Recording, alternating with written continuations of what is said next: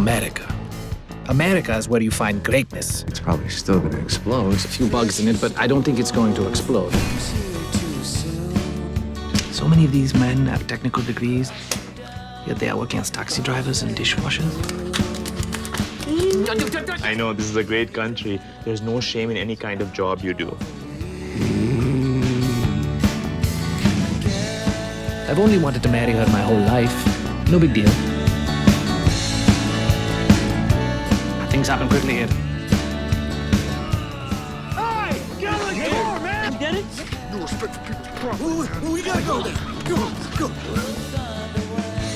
Swami, India calling. Ask them to send money. Come on, Sammy! Babu, come quickly. It's not too much. I would enjoy that. So, Lena, first of all, thank you. That was such a great film. Brought back a lot of memories for sort of a lot of us that came back. I came to America back in the 70s, so it really brought back a lot of memories in some fashion, I think. A little bit different. But please tell us, you were right now in LA? Yeah, I'm in LA. I just came from San Francisco in the morning and just got here like 3 hours ago. All right, and the film has just recently won an award. You mentioned earlier. Yeah, I mean, we've just started our festival tour. So first we premiered at the LA Asian Pacific Film Festival, and we won 4 awards there, Best Film and Jury Prize and all that. And then at Carmel International Film Festival, I just came from yesterday, and then I just found out a couple hours ago that we won the Grand Jury Prize. Yeah, so. Wonderful, congratulations. We know why. So, I was watching this film, the one thing that comes to mind, why did you pick this particular time frame? I mean, the 70s. I mean, it's a few things. One is that there was a large waves of immigration at that point, particularly from the South Asian community, but also even from a lot of the Eastern Asian communities, because I'd interviewed a lot of immigrants from just all types of Asians mostly. That was a big thing. And also, I mean, it seemed like there was a bigger sense of community. At that time, people weren't quite as isolated. I'm sure they were, but not the way it is now.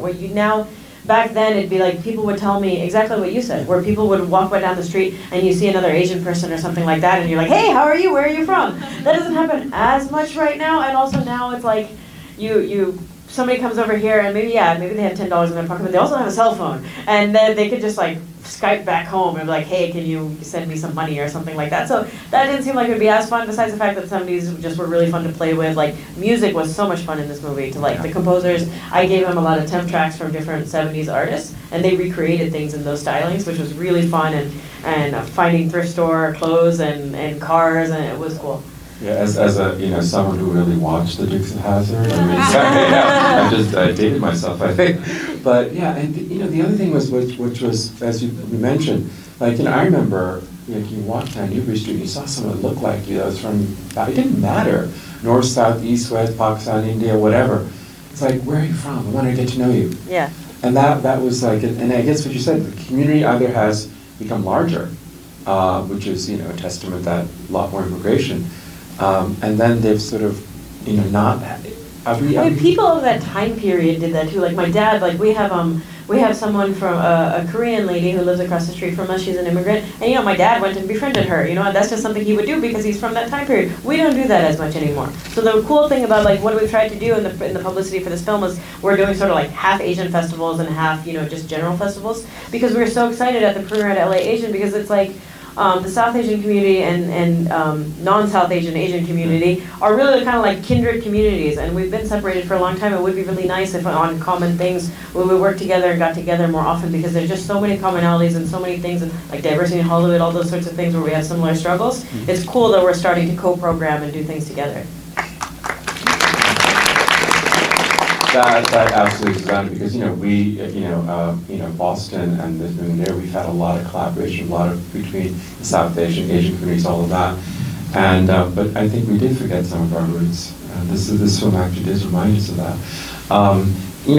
Some of the other things that what the challenges that you must have faced. When you said you went to the thrift stores, you went to how did you find the general lead?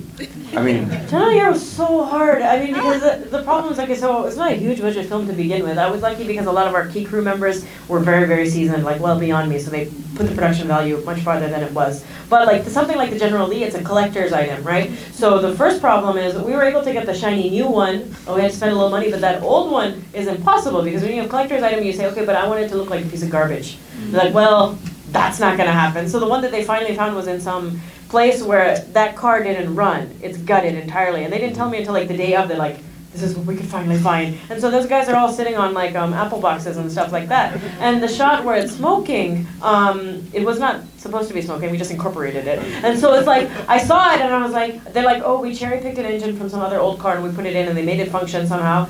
And like it's moving, I was like, the car doesn't look good. And they're coming and I was like, shoot the rehearsal, shoot the rehearsal. And that was the only take we got. And then right when they got out of the car, like it started smoking and it started going and we're like, all right, well, it looks nice. well, I have to ask, so the one-liners were brilliant. And also you were able to like, capture a lot of like, I remember, for example, like my father, he would say how many years instead of years. And it was like, you'd have this like, translation, and so it was so cute. When I saw some of the, comments and how did you grow up with this? With your parents? No, I mean, I was born in Canada and I grew up in near Los Angeles area. But yeah, obviously my parents, were from that generation. I would listen to them, and it was kind of a point in the movie. I wanted things to be authentic, and I also wanted things to make the cultural just part of this. The culture wasn't meant to be the part of the story, nor what you laugh at. So I put particularity on, like we had, so we had what do you call it? I forgot what to call this. The person who helps the actors with the accents and things like that. We had that specialist on who was teaching Danny, because Danny's half Polish, and he grew up with the Polish side of his family. He knows nothing about his Indian background. I think he's starting to know more about it now. Not that he knows nothing, but he really identifies Polish, he speaks Polish. He does not speak Urdu or Hindi or anything like that, so we had somebody teach him the accent. But we wanted to make sure that it wasn't, that you weren't laughing at his accent. So it was always make sure like that things are just the way that you would say them authentically, that it was never like the butt of jokes on purpose, And so that was kind of, the only thing that was there was like the valet thing. But that's really just because, we even joke about that. So. Yeah. Well, it seems like he was like the guy you always want to root for. Yeah. You saw it's going to happen, something big is going to happen. But it was interesting how you did the twists and turns of the story. But what I really, enjoyed about this is the value system, in terms of in chasing the American dream, the immigrant story, coming here to chase the American dream. Yes, you have to have the house, the car, and all that. 2 weeks, my goodness, they didn't sleep. Well, they didn't sleep, they're all stuck together. But that was cute. I really like that. But yeah, what was that overall message of that value system that you wanted to portray? There was a few things. One is started writing the movie kind of when our economic crisis was a little worse than it is now. And there was a second thing. It was growing up, in an Asian American family, and even just seeing how the same problem is here in America. I kind of wanted to just have a sort of a commentary on the definition of success. And I think a lot of the Asian American movie audience and people who are not will identify with like your parents particularly having this very defined idea of what success is. And for most people, it's be a doctor, lawyer, and engineer, and get the highest grades, and then this and that or whatever. And you see people here, and just even stories of people I would know that they're in these corporations and they're chasing for years and years this sort of ideal of success, and on their way letting go of so much of how they be living their life. When if you could redefine that and say that it's how much integrity you have on the journey that's really what matters. And it's great if you still become the engineer or whatever it is, but that's really what matters. That's what success is. It seems like things could be a lot better in this country if we could embody that. Well, so really the movie is a commentary on that. Exactly. It seems like, we're all climbing the ladder. Well, we can actually look each other way and see if we can all climb together. Yeah, absolutely. In that way of climbing. That was a beautiful, so towards the end, we got it. I was like, right. You don't have to be like number one, you can go as a community. And I love that scene where they actually formed their own company, or formed their own engineering team. Yeah. that was brilliant. What were some of the takeaways that you wanted to bring out from the film? One sort of underlying message. There's so many beautiful comedic perspectives here. Yeah. But I gotta ask about the music. How did you get all that music done? Yeah, it was really Amy and Paul. Amy Cordia and Paul Masvidal were insanely crazy. Like when you're editing, you have this temp track, right? And the temp track, a lot of filmmakers will tell you they start to fall in love with the temp track, and it's a very troublesome, bad thing because you have a temp track full of very insanely popular songs. And so I had like Van Morrison's Caravan on there and all kinds of things. And after you keep watching like these edits, you're like, can't imagine the movie without those. But they were really great because some of them they just did their own thing with, and they're like, I know you have this temp track, but I have a whole different take, which was really great. But sometimes they did something that it just felt the 70s, and they just came up with a new song. It was different, and that was all them. I mean, they were two composers that made it sound like we had 19 bands. When I think we have something like 23 music cues on there, and they did all of them. They hired musicians, with the exception of Cat Stevens, obviously, who saw the movie and just liked it enough that a song track that should cost us like $100,000, he just gave to us. Yeah. I mean, and the fashion. I mean, did you go to thrift stores? I mean, okay, how many people actually, your parents have some of that in your closet? I mean, Halloween's coming up. I mean, I'm going to a 70s party, but. That wasn't me. That was Justine Seymour, the costume designer. She was amazing. There was over 200, I think over 300 outfit changes because the movie spans time, right? And even extras need things because they're not going to come with 70s clothes. So she went to thrift stores. She made a lot of the clothes. So it's small, subtle things. The collars have a little pointier things in the 70s. She had to sew those onto a lot of the shirts. Yeah, so she did so much work, and she's insanely talented. She's done a lot of great movies. The bell-bottoms. Yeah, the bell-bottoms she had to find. She had to find the bell-bottoms. I mean, just a lot of searching at thrift stores. So anyway, I'd like to open it up now for some questions from the audience. Gentleman back there in the white hair. So, great movie, thank you. Thank you. I'm curious, 40 years later, when you brought this out and the divisive atmosphere that we have right now towards immigrants and people of color, I'd like you to comment on that, and have you thought of what is possibly your next project? So both those questions. I mean, my next project, that one's easy. I'm working on 2 TV shows right now, and so we are hopefully shooting a pilot for one of them soon, and the other one's going forward. And then I'm working on a movie right now about the aftermath after a police shooting that we're seeing right now in the African American community. So I was actually just talking on the phone to Constance Malcolm, a woman whose son was shot in their apartment. And so it's kind of shedding light on that, and so that's why I had to step out during the screening. It's the only time I could get a hold of her. but yeah, so that's my next project. And as for in this climate, it's been really cool. Like for instance, I went to Austin. It's last weekend. We played at Austin Film Festival. It was a whole bunch of Southern Texans, right? And it was the demographic you can imagine, which was awesome to see. I was so curious. I'm like, what is their response going to be? And those sorts of things, the ideas of like, oh well, this is how immigrants feel about coming here, and just kind of seeing that perspective was very enlightening for them in a way that for us we just take for granted. And I wanted to keep them subtle, but that's why, for instance, it was so important to have in the background Babu's visa issue going on, that yes, there are people that have those sort of things, and maybe people would say oh, it was a mistake, you should have done the paperwork properly, or all those sorts of things, but you can see the love that people have for being here. And that really spoke to them in a way that I think they didn't expect, so it's been really nice. It was interesting when went to Texas, a lot of people nodded. What does that mean? It's like you're great. But yes, that is the point. You brought out that immigration issue, and of course that's something that's quite the conversation. Another from the back. Yeah. So one thing I thought was interesting is how you decided you opted to make Sammy's roommate Pakistani. Yeah. So I guess something that kind of comes to my mind is how India and Pakistan have not really had the best relationship really from the outset since 1947. So I guess I was wondering what is it that you made you decide to.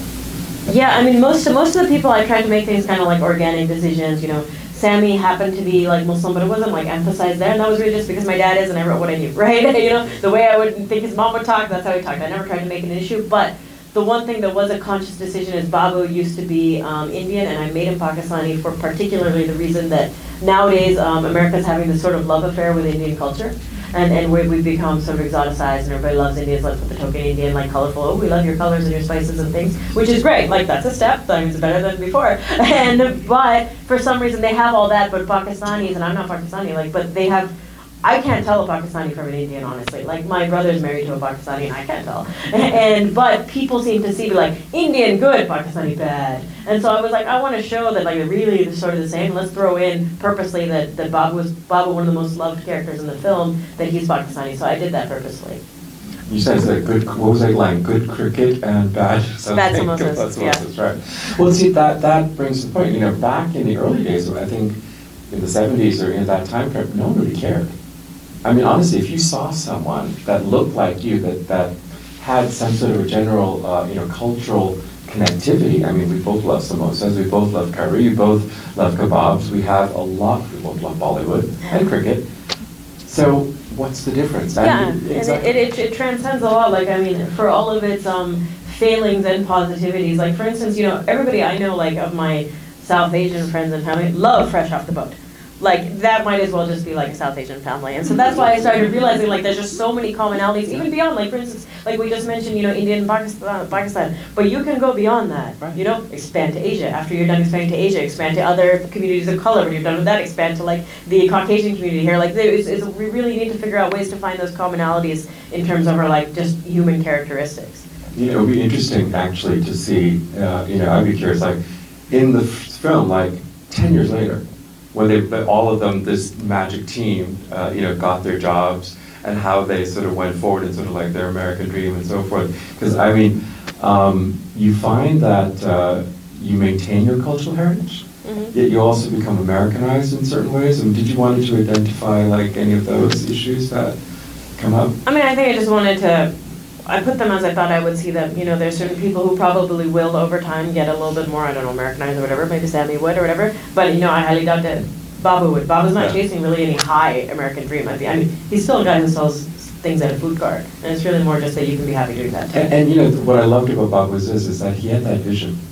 He always, it's like even someone who sweeps streets. Yeah, can somebody have a told car. me that when I was interviewing them, and that just stuck with me so much. First of all, because I don't even know what a street sweeper is, but but also like that he's like, I came here with that dream, and that's what people would used to say about America. And how, the microwave, what was that like? Good?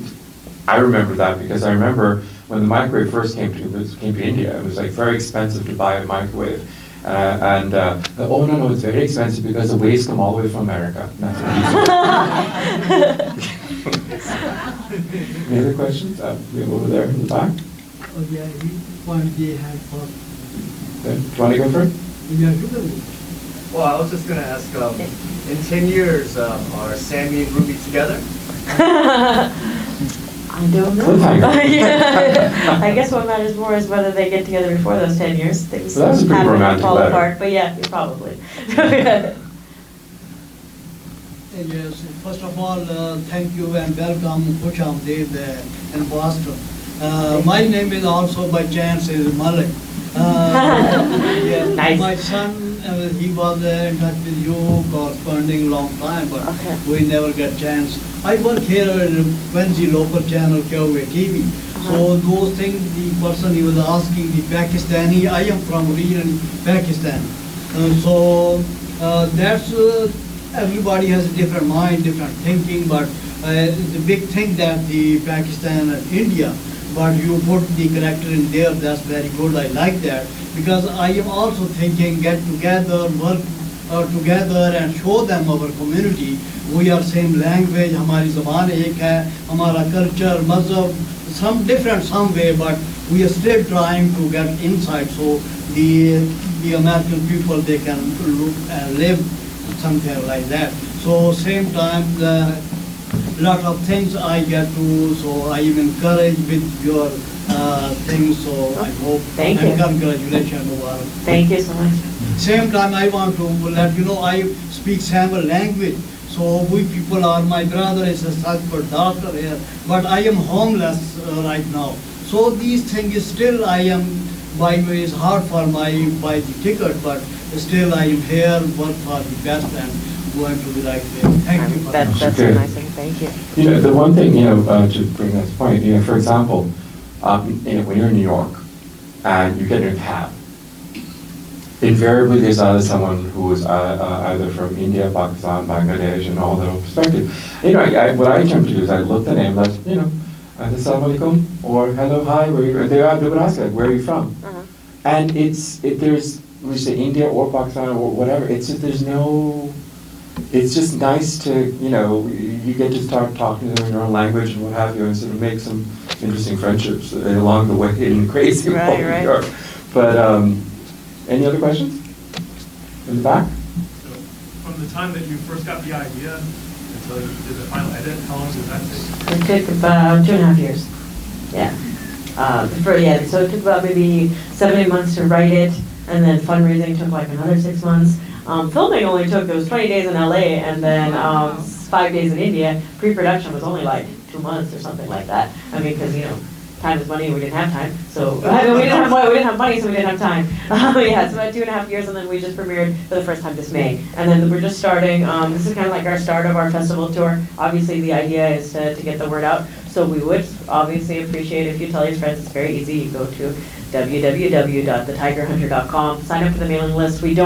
We promise, we actually send very, very few newsletters, but when we release, or if we have any festival screenings, then we'll send it to you, and that way if you sign up, you can send it to your friends, and also all our social media links are there, and that, for an indie film, like, that's a big deal. So if you do like it, it really does help a lot if you do that small amount of support, like liking us on social media, that way you can share and spread the word, it helps a lot.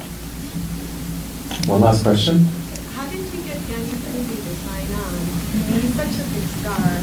Yeah, we were thrilled. Like, when we started this movie, I thought it was going to be like a much smaller movie than it ended up being. Like, I was on my first movie, it's going to be like this tiny little thing, And then all these people started coming on board, and I was like, what's happening? Like, I started going around first, I was like, okay, well, we have a South Asian lead, that means I have like 5 people to choose from, if I wanted to be like that sort of thing. And I had a couple in mind, and I had snuck into the Indian Film Festival to the green room to catch one of them, and I was actually in talks with him. It was a terrible thing at the time, actually, because I was talking to him, I won't say who he is, but he was standing next to Hannah Simone, and from You Girl. And I was just focused on, I need a guy, and I didn't even notice she was there, and it was very terrible. But anyways, Danny was mostly conventional route. It's Emily Schwaber, who's a fantastic casting director. She found him, and at first I was like, Abed's weird. But then I actually spoke to him, and then I was like, oh, okay, I can see that. And he brought something to the character that I think any of the other actors wouldn't have. He came on board, and then it's like, I think it was easy after that. It's so fantastic when Danny came on board. He came on, and John's like, oh, I'll do it. And Kevin Pollak's like, I'll do it. I'm like, this is so fantastic. So. Well, I want to thank you. This is an incredible film. And once again, thank you to the Boston Asian American Film Festival. No, thank you.